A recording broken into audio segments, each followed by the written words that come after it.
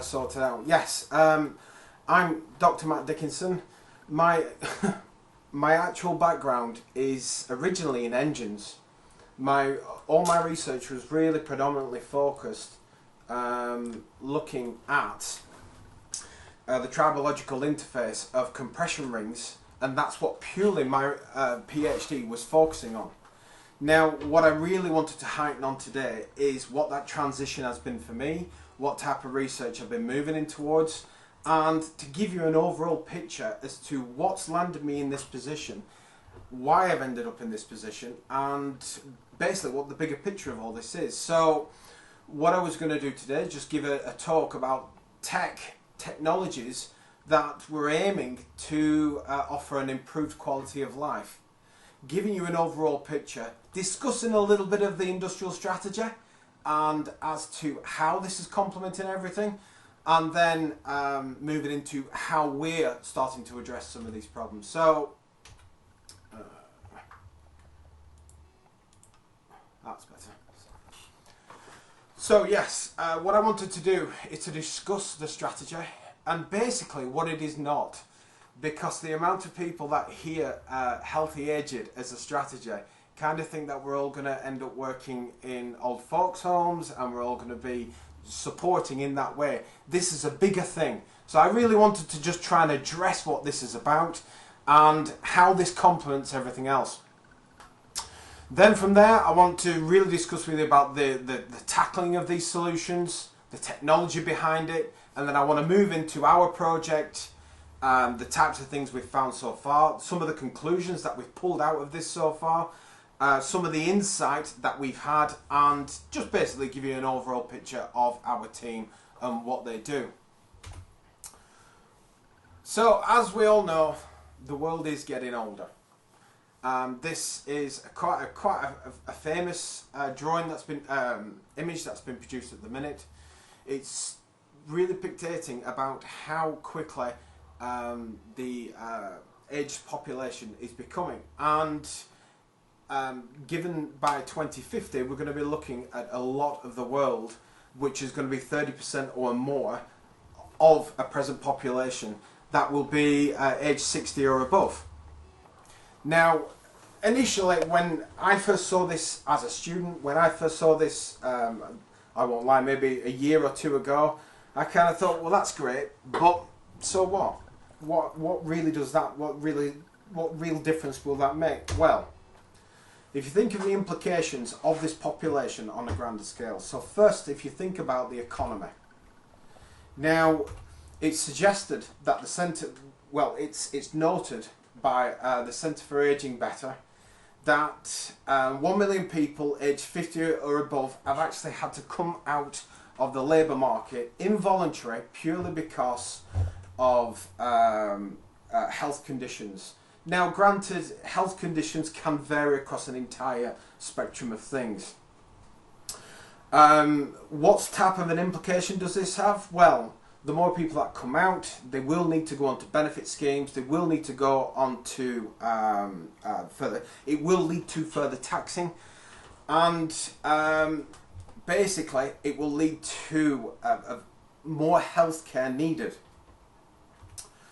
When we consider the healthcare, at present it's estimated that a man at the age of 65 can expect around 19 years better. But as you can see there, only 19 years further of his life, only 10% of them 65-year-olds will be of good health.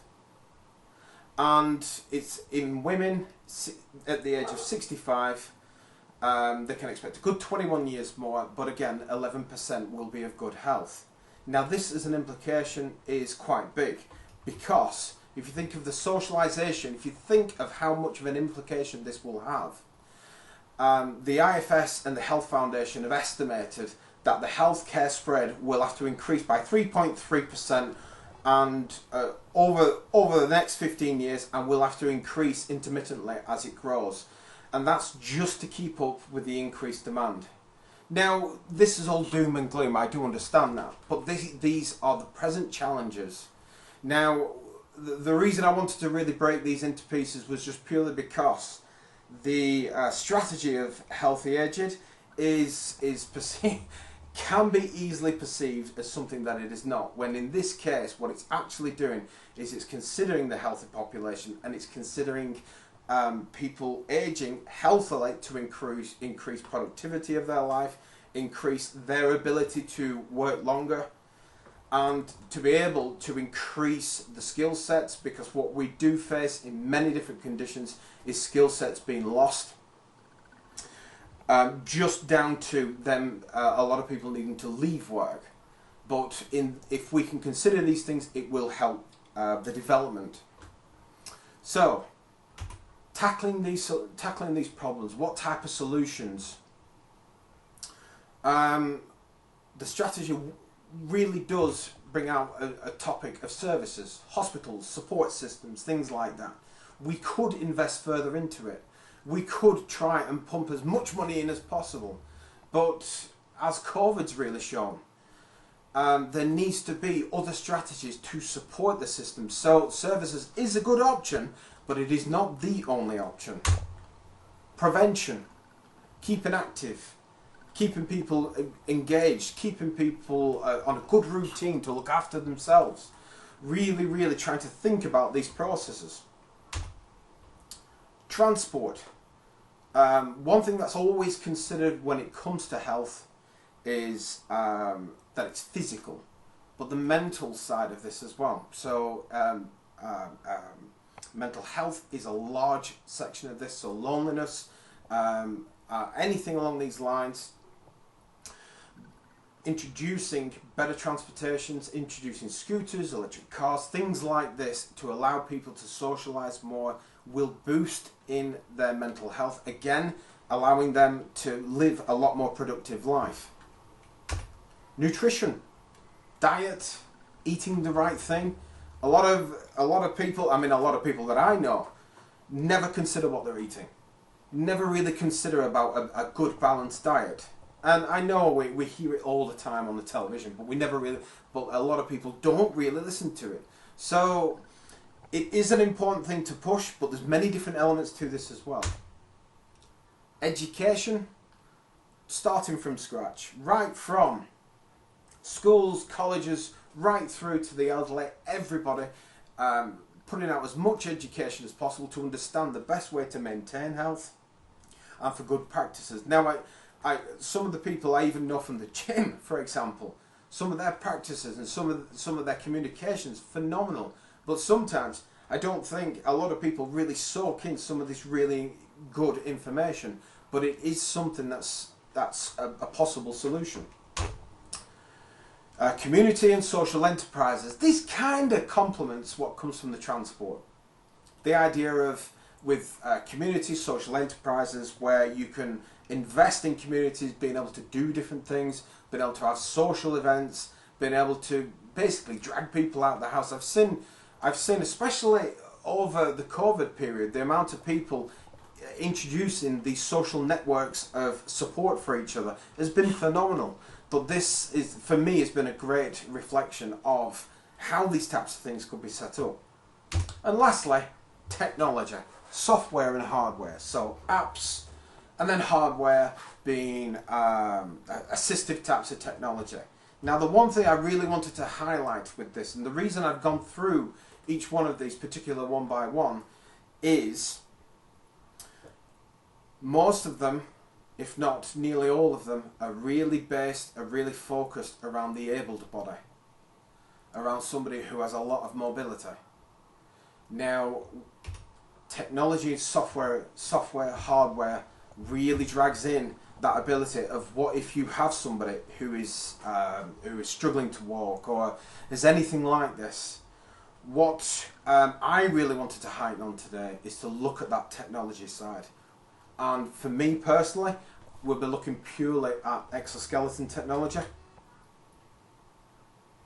So, exoskeletons, initially, for anybody who's unaware, exo meaning outer, and skeletal being the skeletal system, so it's an outside skeleton to the body. First introduced, the first automated exoskeleton system first introduced in the 1960s, nicknamed the Handyman, General Electric, and was created by Dr. John Main. This is seen as the very first system that was introduced that was motorized. Arguably, you can look a little bit further and find lever systems which still do the same thing. However, this being a full support system, really designed around the limbs, really designed around assistive movement. Now, John Main's initial research on this was purely predominantly aimed at the shop floor, looking at workers who could move large loads to minimise the level of strain on the body, and to also to minimise the level of people needed on the shop floor. Essentially, they wanted to design an exoskeleton system that would allow people to move cars. And granted, it's very ambitious, but that was where the focus was going. So we move a little bit further. 1997, the human assisted limb, HAL for short, was created by Yoshikuya Sankai, a professor of, I've forgotten which university he's at, apologies. The system was first introduced as a method for assisting the body, helping the body in motion. Now, it was very early introduction. It was using electromyography. For anybody who's unsure, it's basically looking at looking at the muscle signals coming from the body, and then using them to interpret them to drive a motor in its position. So in essence, when you were moving, the thing would attempt to give you some level of precision. Some initial results that they'd found from HAL was really interesting. They did manage to show that this had a lot of potential. When Yoshikuya first introduced this, he was the first real person who really started to introduce the idea of a system that was no longer really about the shop floor. Now, granted, in the picture, his research student is holding a bag of what looks like potatoes. I don't know. But his main focus was actually to help people with mobility issues. So with muscular problems, to walk from sitting in a wheelchair for many years, for example. Now, if you are interested, you can find a lot more further information about this. In 2010, Berkeley Bionics unveiled the E-Legs. Now, the E-Legs is a pre-programmed microcontroller system. Now, the idea is you will strap the patient into it, and with the aid of crutches, the pre-programmed legs will actually respond through what they call impedance. Now, all it means is it's similar to a Segway, where the body is leaning forwards, and as it leans forwards, it will commit to a particular cycle. This cycle would be basically a mimicked motion of the human legs. So given the idea of that the body was moving. And this initially came out of Lockheed Martin's work, but this was a big step forwards. A couple of years ago, Ford unveiled their first support exoskeleton for the shop floor worker. This is the exo-vest. Now, I don't know how well you can see this, so if you can't, I apologize. But on the deltoid area of the arm, you can see where it seems to be a large section. Now, within there is a motor. The idea of this is purely to do with shop floor workers. Typically in Ford, you will be standing underneath the vehicle and tilting back and holding your arms up. While holding your arms up, it's like papering a ceiling, for example, where that strain in the muscles becomes quite high. So what they were intending to do was to take that key point of strain, pass it through that particular point on the joint, and pass it down and anchor it right down to the centre of mass on the main body there, and then down the back of the legs. The issue is a lot of these exoskeletons, a lot of these progressors can be absolutely absolute fortune. I couldn't find the best word. Some medical exoskeletons can come back at around 300 to 400,000. and only the select few would really get access to this type of technology. The Exovest for the shop floor retails at 6,500, and it is a heavily mechanical system with a slight influence on the shoulders. But as you can see there, it is in a first, I'd say it's in its first initial stages, but this is actually already being used on the shop floor by Ford. Right, so the real commonalities that's about this is most of these exoskeletons that you've seen, they tend to focus around the actuation of the entire joint, of the entire limb, I should say. Now, it tends to really focus around the driving of an entire leg, the driving of a body, like as if it's a huge levered system. Now, it's ironic I say that, but I'll show you in a moment. Last year, or 2 years ago, apologies, 2 years ago, a research group in Colombia started to look at the idea of supporting the body, but really focusing on the spine's ability to move. Now, their approach to the design of an exoskeleton system is a lot different to what's commonly seen. This approach is purely focusing on the assistance of the key points of the body being moved, not the full limb itself. What they're aiming to do is to support the spine as it would, but not compromise any motion that it actually has. Granted, this is very much at a research and development phase, but it's a fresh approach. It's something that's a little bit more different, and I think with it as well, it offers a slight more precision to what is seen in conventional soft robotic systems. So moving this forwards, what we did is we started to look at this system, look at this approach. This approach, again, it's an exciting approach because it's new, it's different, and it instantly makes you think, okay, so where can this move forwards with it? Right, so we started with what we nicknamed the Exo Move. All we wanted to do was to look at creating a motion. And we were not foolish to think that we could simply strap millions of motors around the body, make it move. We knew that we were coming from a mechanical engineering perspective, so we needed to speak to a lot of people, we need to learn as much as possible about this process, and this became an absolute rabbit hole. It's a phenomenal topic, and I'm trying my best not to go over time because I can bore you all to tears. So we took the human body. What we were trying to do is to just look at sitting up. Sitting up as a simplified lever motion. So considering a perfect sit-up. That would be it. That's all we really wanted to do. And we realised as we were going through, we had millions of steps that we needed to consider. So we started to take small steps.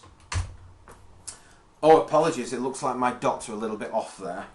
But what we realised is with the traps, with the lats, with the deltoids, we could actually pinpoint particular points that we wanted to use to actuate. What we realised looking at the ROSE technology is they were helping particular key points of the body move, because obviously if a motor was to move in a particular point and it was out, it would not help the muscle move, it would more probably damage it, if not tear that muscle. So we were conscious of that. We wanted to be able to move small pieces and look at could we incur more motion without incurring damage. And this is what got it so exciting for us. So what we decided to do is we took these key points and we initially thought about the spine. We took inspiration actually from a motorcycle jacket, looking at the interspinal locking mechanisms. So once we'd really got our key points, once we'd then strapped on our key points of interface for the skeletal system, we then just removed the body, and we realised that we had these areas. We realised that we had key points to be looking at. and that's fine. We'd essentially mapped a rough, and I say rough, we'd mapped a rough area as to where we were going with the skeletal system. But what we really needed is we really needed to be able to support the muscles, or at least we needed to be able to assist the muscles as they moved. I should point out, before anybody says it, we're not building Iron Man, and also this is not for anybody who's paraplegic, because that is an entire different monster entirely. So this is purely about assistive technology. Now this project initially was focused purely on assisting children. Our real focus on this from the start has been purely about assisting children, and this is children with any types of ailments, any types of muscular deficiencies, anything like that. And we were looking at how we could do this, and I'll explain it a little bit more as we move on.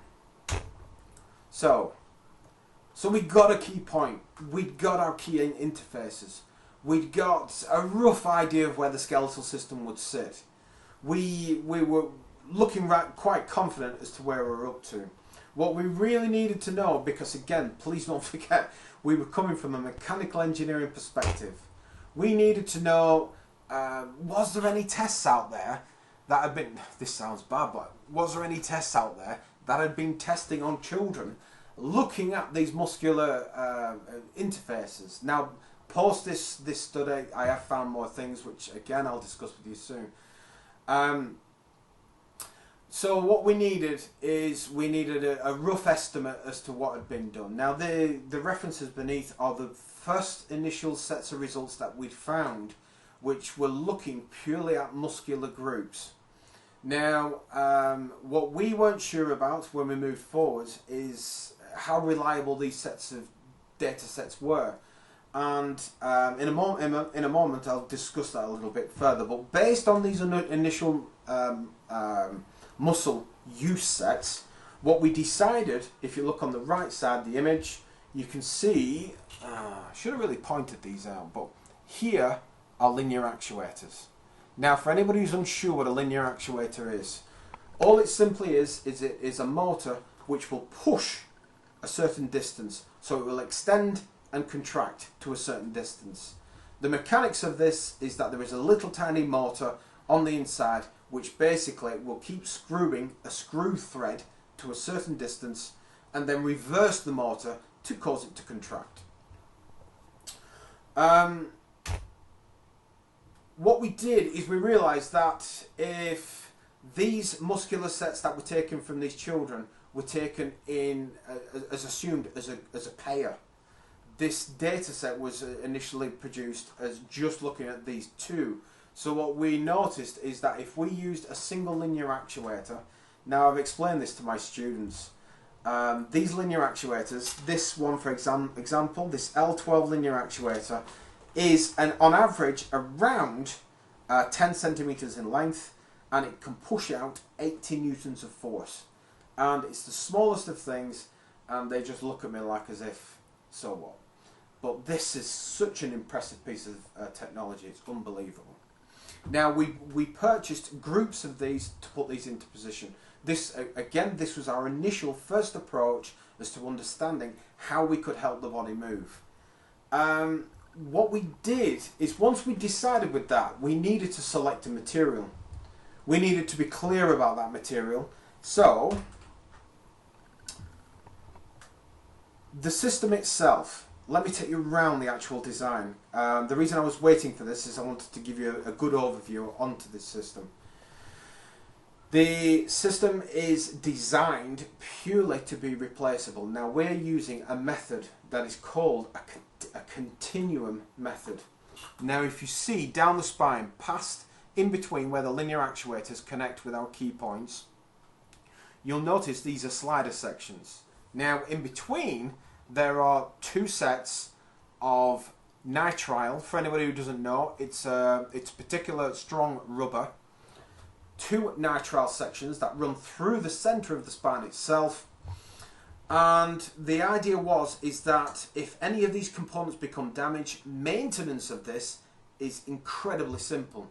You can simply unbolt each side and slide off joints to replace, or what was important to us is if this was for children, that you could add more on, because one of the big issues that a lot of companies do not examine the application of exoskeletons for children is because they grow, and adapting to children's speed of growth can be incredibly tricky.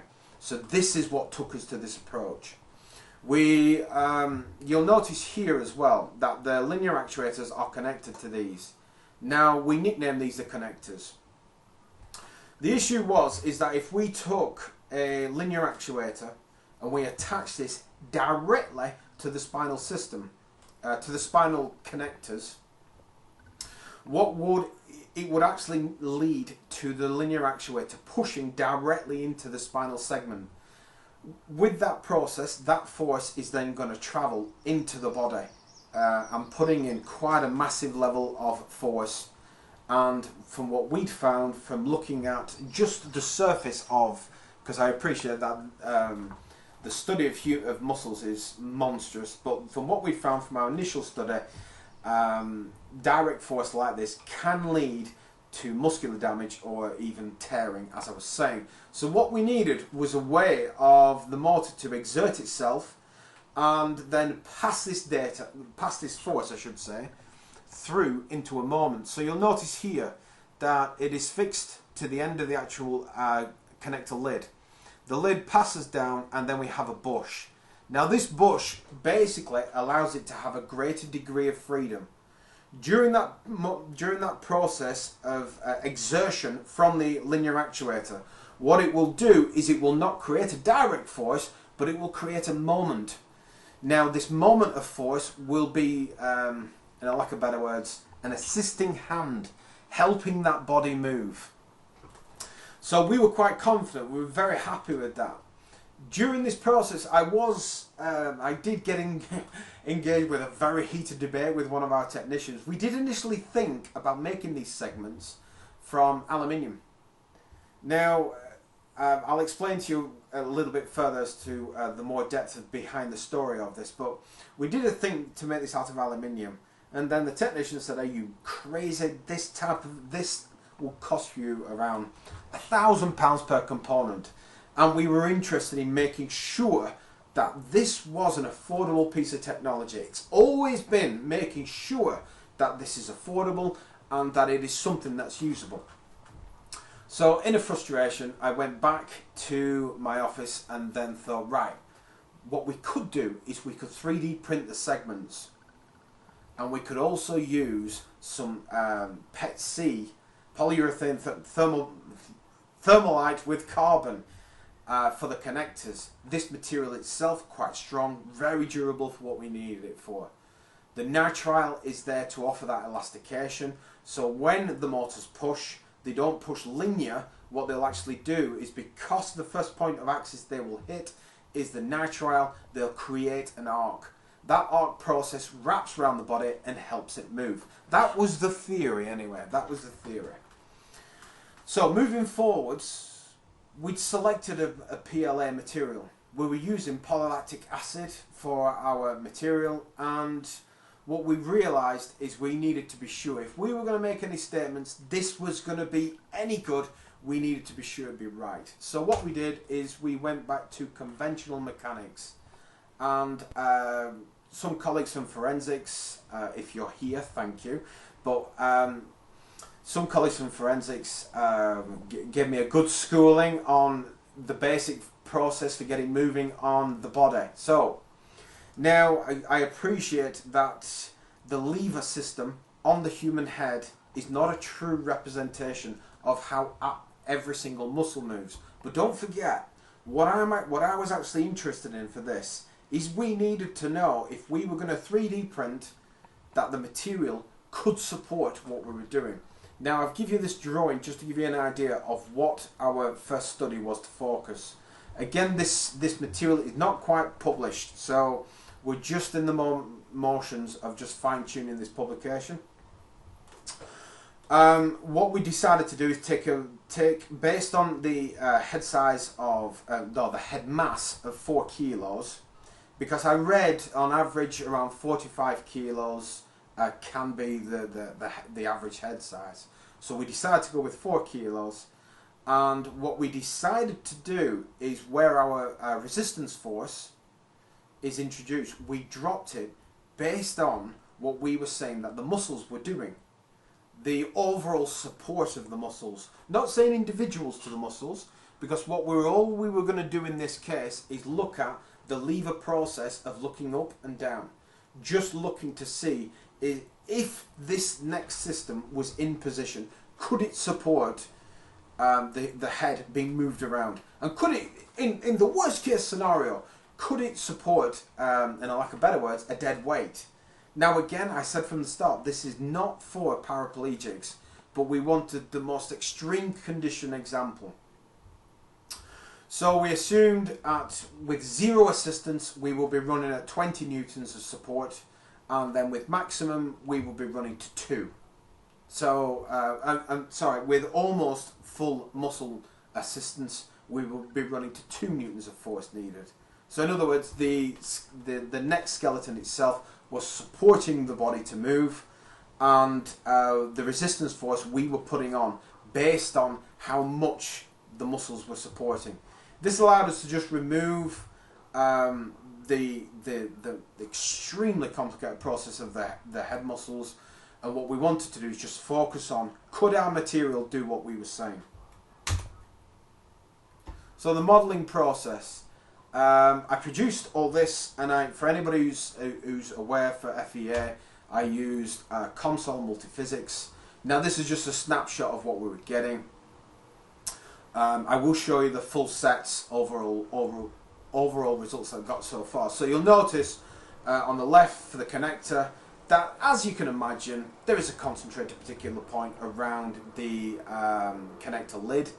The particular design is a key point. Now I ran this through a fatigue check, and it did predict, being PETC, that it would have a rough life of around a year. And also on the neck itself, the major concentration points were around them fixing holes, because don't forget, if the linear actuator sits here, pushes against the connector, and then we've got this large concentration where that connection point actually sits. Now further to this, what we essentially did is we were looking for failure points, because the big question is with 3D printed materials, is it going to fail or is it not going to fail? So in conditions of where we were running at 20 newtons of resistance force directly actually onto the segments themselves, we found that the maximum stresses were at 9.5 to the power of 5 of newton meter squared. Which, it's alright saying that, but how does that compare back to what we're talking about? Now when we look at PLA failure being at 4 to the power of 7, it means we're in a nice positional state. It's actually operating better than initially we'd initially thought it would do. When it came to displacement, under maximum conditions, it was what, 50 microns. It was practically at nothing, and it's what we'd particularly expect. But the deflection of this material was fantastic. It's what we really wanted. And at 2 newtons for the maximum displacement, we're at 4.8. So it's about 4 microns, a little less. It's 4 microns, sorry. So when we validated, as these are very bold statements, and we were totally aware that a lot would sit and say, well, can you show this for real? So what we decided to do is to move through our first phase. We constructed the actual kit using strain gauges around the actual hole, and we just used an Arduino controller. Now the idea with this was that the motors, the linear actuators I should say, were set to maximum extension and then complete retraction in multiple cycles. Then what we've done is we anchored 2 newtons literally from the top point to give us deflection, because with stress, the problem is with stress, you just don't, it's a difficult thing to be able to analyse, unless you have that equipment close by, and that was something that we were struggling to get. So we knew that we could look at deflection. So once we rigged and anchored it, what we did is we pulled out our simulator results. Now, apologies if you can't see this clearly. What you'll notice on the simulator results, the initial deflection, the process for it was, apologies, this,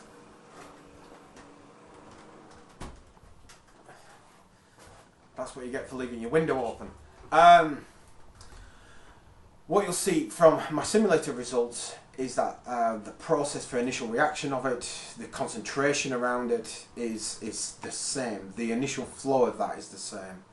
And also, when it comes to the experimental results, we have a lot more in exaggerated response. We have a lot more of almost double in its deflection. So this has come to a lot of discussion as to why we are getting this, and this is what's moving us into further work. So what we were able to conclude so far is that PLA material suggests a possible replacement for conventional metal components, as the performance of the material far exceeded our expectations, absolutely exceeded our expectations. We do actually think that this is no longer just about children that we can support. We think that we could support the adult bodies as well.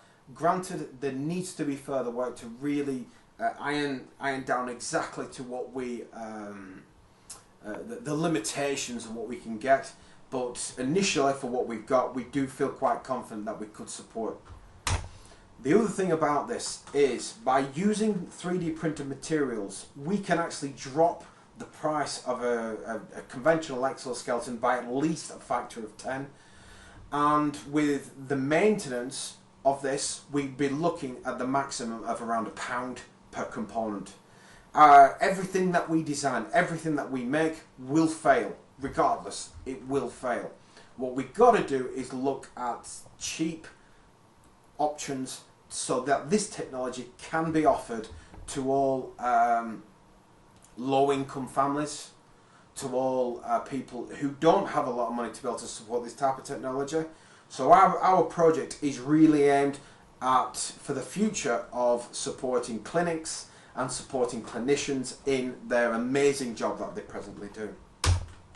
So further work.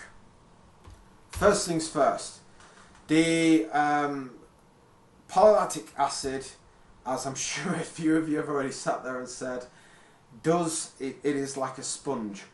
If you, and I'm not saying that this thing would be worn directly on the skin, but I think it's important to be able to think about this.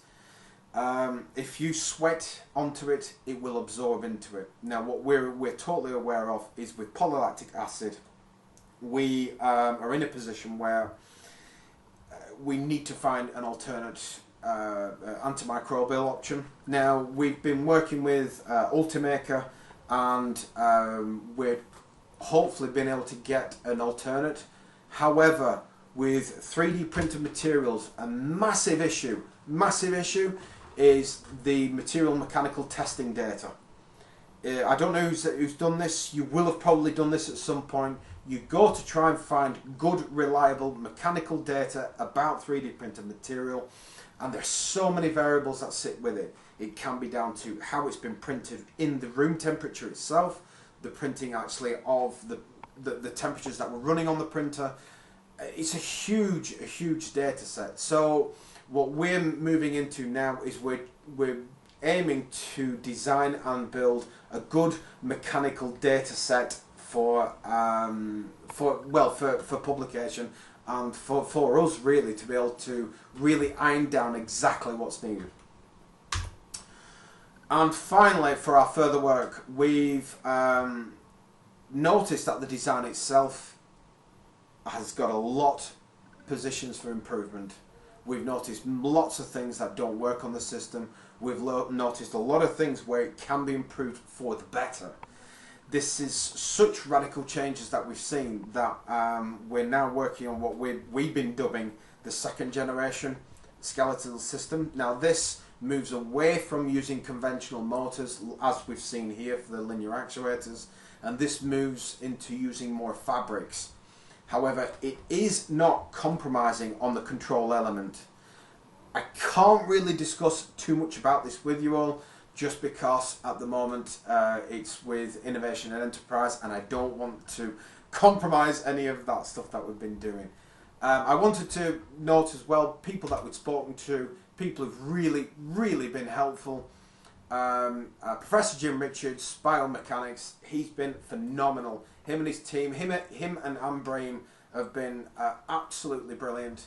When we've been moving to this second generation, I've been able to ask Ambrame millions of questions, and I'm sure she'll get sick of me at some point.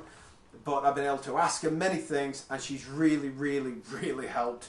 And Jim, as ever, just helps left, right, and centre. Karen May, she's again been. She's sat down with us. She's helping us design something that's a lot more applicable, a lot more of a useful tool, because it's great making these things. But if we come purely from a mechanical engineering perspective, you will end up with something that looks very sexy but very useless. So what we need is to have this joint approach to really tailor the design cycle behind it. And Louise Connell, we've chatted with Louise, and Louise's insights for us have really helped us. I just wanted to give acknowledgements there, because this process has been quite a whirlwind, it really has. Ultimaker and Tinius Olsen, when I spoke about using the materials for setting a good materials standards database, they've actually given us one of their, loaned us one of their incredibly high sophisticated benchtop materials testing machine, and Mike from Ultimaker and Sean Bird from the American Society of Testing for Materials. They're incredibly invested in trying to set a standard for 3D printed materials, so it's moving very quick. I'm conscious that I'm running way over, so apologies. So let me quickly introduce the team. Matt Stables, his contribution has been more from the control sides. Dr. Steve Sigurniak, his interest and PhD was purely looking at gate analysis and looking at noise around gate analysis. Can it be used for further insight towards what he's doing? When it came to this topic, he's run with it and he's been phenomenal. Ed Sanderson, he's actually a PhD student who's worked with me on the design from scratch. When we sat there and we were experimenting with how we were going to move forwards, it was me and Ed discussing about how we were going to change these things and how we were going to make it better. Phenomenal guy, and it's been, yeah, really good. And we've recently just adopted Dominic Strange, who is a PhD student who will be starting with us in July. Finally, my honorary team member is young Christina Marshall. Some of you may have read about this. This actual project came out of the brainchild, which was Christina. Primary engineer is a basic idea of that children are asked to solve a problem, and then they can go into a competition, and if a panel of engineers think it's a good idea, they win national events.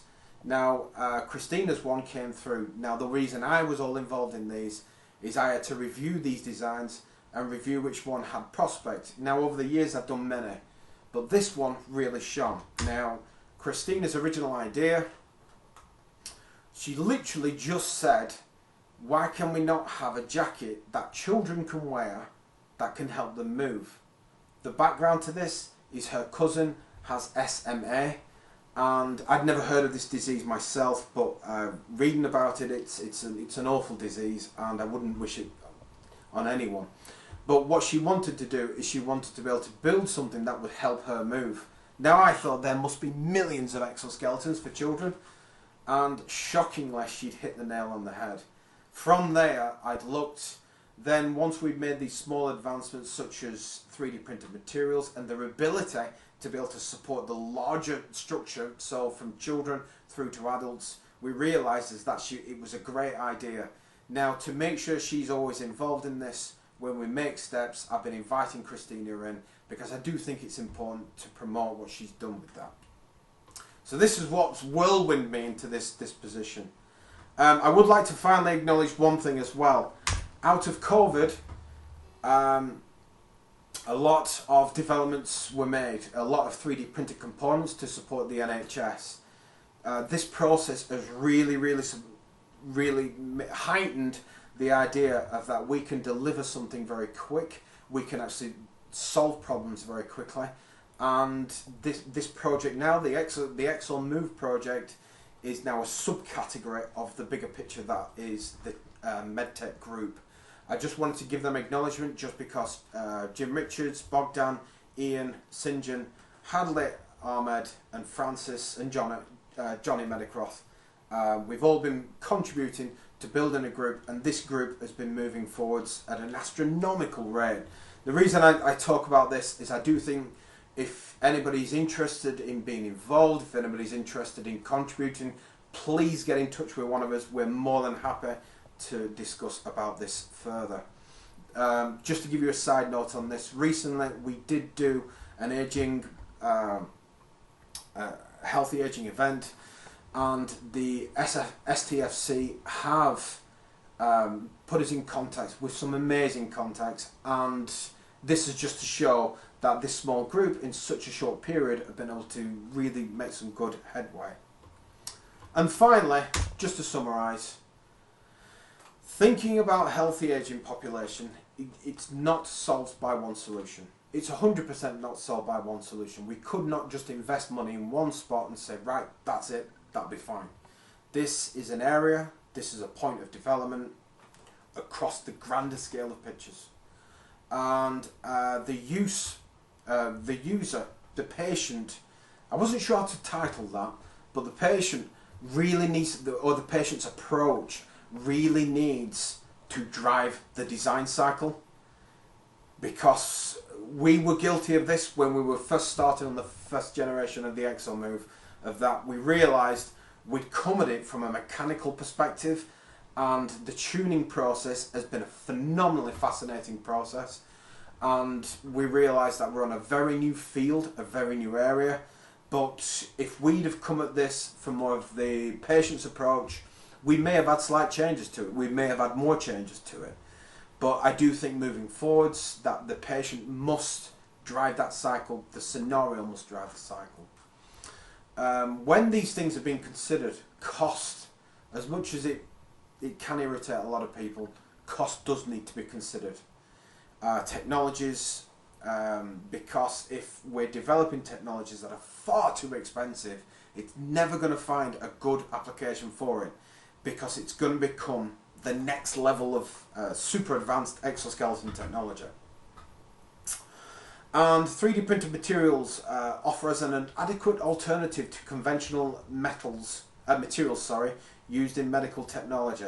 Now, I don't mean to some things they will offer us a good alternate, but that is what throws it into our core. This is what makes us think about what types of things can we offer. I hope you enjoyed that talk. I am massively sorry I've run over time, and